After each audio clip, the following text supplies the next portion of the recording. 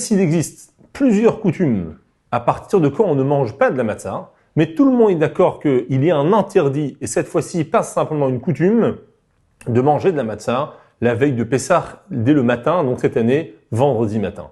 Pour quelle raison? Pour garder l'envie et le goût de la matzah pour la mitzvah de manger de la matzah le soir de Pessah.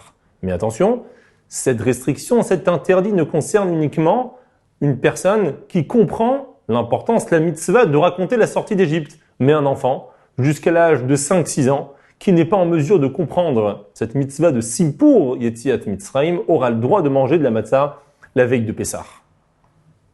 Il existe différentes coutumes en ce qui concerne misement les Toda, qu'on récite le matin, tous les matins dans la Tfila. Est-ce qu'on le récite la veille de Pessah ou pas? Chez les Ashkenazim, on ne le récite pas. Chez les Sfaradim, il existe différentes coutumes. Certains le récitent et d'autres ne le récitent pas.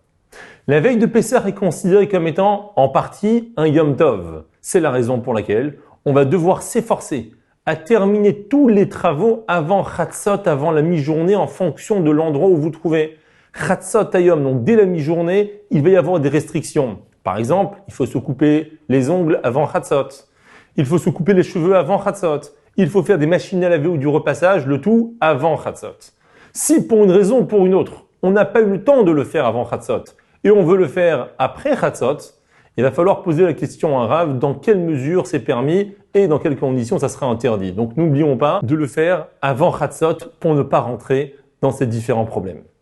Il existe également une mitzvah de dormir à la veille de Pessah. Bien évidemment pour les enfants, mais certaines fois également pour les adultes, pour être capable de passer le meilleur moment possible et faire cette mitzvah du soir du Seder avec toutes les mitzvot qu'elle englobe de la meilleure façon possible. Matzah Ashira, on en a déjà parlé. Matzah Ashira, c'est une matzah qu'on a remplacé l'eau par un jus de fruits ou autre, un autre liquide, tout sauf de l'eau. Est-ce que on a l'habitude ou pas de manger la matzah Ashira la veille de Pessah?